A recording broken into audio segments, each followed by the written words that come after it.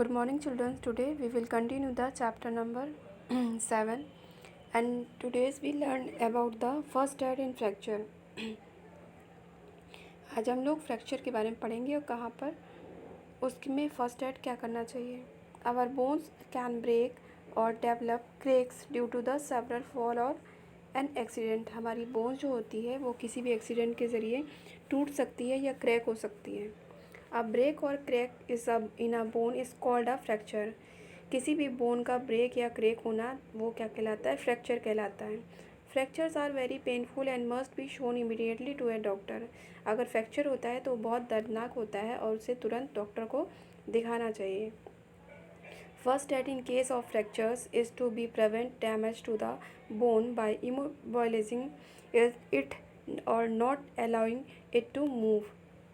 Fracture के case में क्या होता है, हमें जो फर्स्ट एड होती है उसमें क्या होता है, हमें भी बोन्स को ना तो स्थानांतरित करना चाहिए ना उसको मूव करने की अनुमति देनी चाहिए. First is the fracture can be immobilised by using a splint, sling and bandage. Fracture में क्या करते हैं हम लोग, एक स्प्लिंट का, स्लिंग का और बैंडेज का यूज़ करते हैं. If a hand is fractures, put the hand in a cloth sling to prevent further movement. अगर हमारे हैंड में फ्रैक्चर हुआ है तो हम लोग क्या करते हैं, एक क्लोथ को हाथ में बांध देते हैं और उस हाथ को किसी स्लिंग के ज़रिए उसको लटका देते हैं ताकि वो मूव ना हो हर जगह पे. If a leg is fractures, मान लीजिए अगर आपके लेग में फ्रैक्चर हुआ है तो do not allow the person to stand or move. उस पर्सन को हमें खड़े रहने के लिए या मूव करने के लिए मना कर देना चाहिए.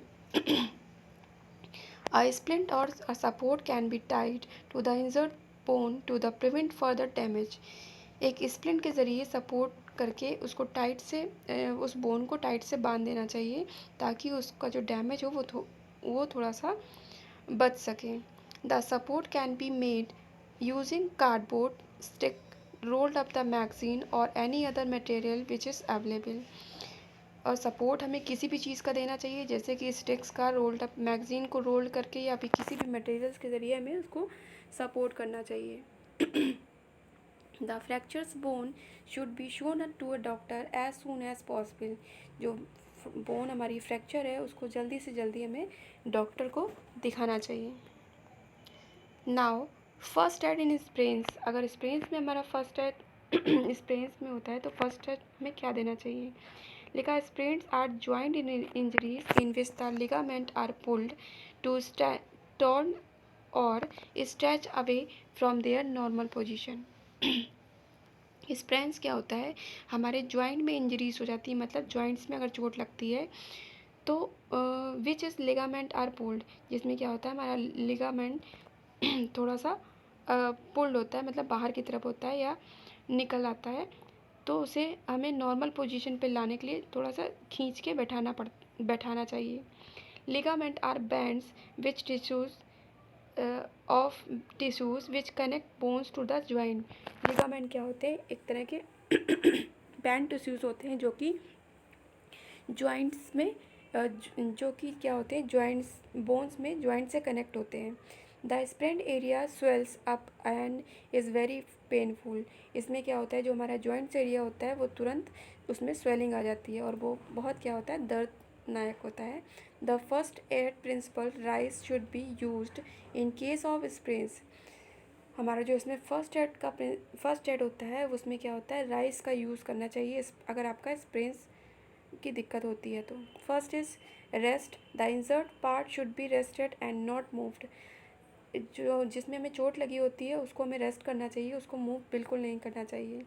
Ice means applying ice in the injured part helps to reduce swelling. जहाँ पर आपकी स्वेलिंग है वहाँ पर आपको आइस अप्लाई करनी चाहिए, आइस से आपकी सिकाई करनी चाहिए, जिससे क्या होती है, स्वेलिंग कम होने लगती है. Compression. A bandage around the injured part gives it support and prevent movement. जो बैंडेज होती है वो इंजर्ड पार्ट के चारों तरफ लगा देनी चाहिए, जिससे क्या होता है, मूवमेंट हमारी रुक सके और वो उसको सपोर्ट कर सके. एलिवेशन क्या होता है, एलिवेशन और racing the sprain part reduces swelling. Elevation क्या करता है, जो हमारा स्पेन पार्ट होता है वो उसकी स्वेलिंग को कम करता है। Okay, now it has finished and today's your homework is open your video and read the chapter.